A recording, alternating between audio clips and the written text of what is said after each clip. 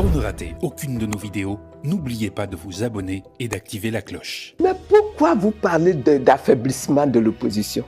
Pourquoi est-ce que l'opposition est affaiblie lorsque l'intérêt même de l'opposition aujourd'hui, c'est d'obtenir la révision de la liste électorale? Vous savez que l'élection présidentielle, madame, c'est un scrutin à 2 tours. Il faut passer le premier tour. C'est pour ça que ça affaiblit la dispersion. Non.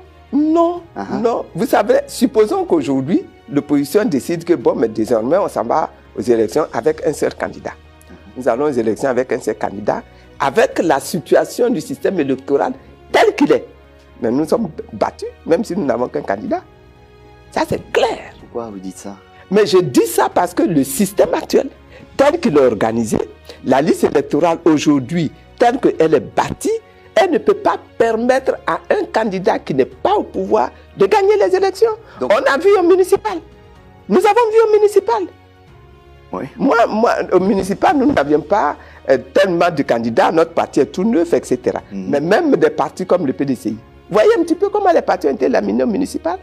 Parce que le système actuel, là, il n'est pas bon, il n'est pas équitable, et il faut qu'elle soit réformée. Donc pour l'instant, vos objectifs sont non idéologiques. C'est l'expression que vous avez employée vous-même lors de la conférence de presse.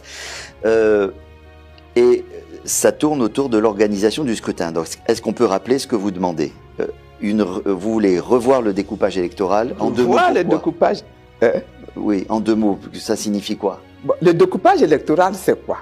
C'est que nous avons un pays avec un peuple, avec une population dispersée sur toute l'étendue du territoire. Et nous allons élire des députés.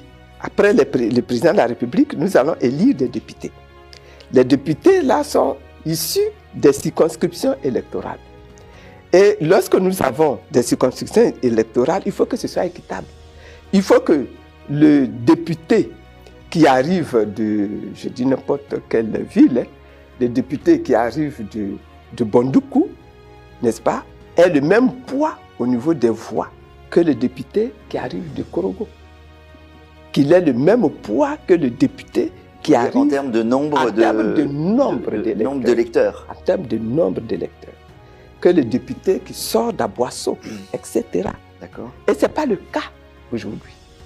Vous savez très bien que le Nord est une région qui est beaucoup moins peuplée que le Sud, mais comptez le nombre de députés qu'il y a là-bas. Du coup, l'organisation de la maîtrise de l'Assemblée nationale et du Sénat est comme on dit, est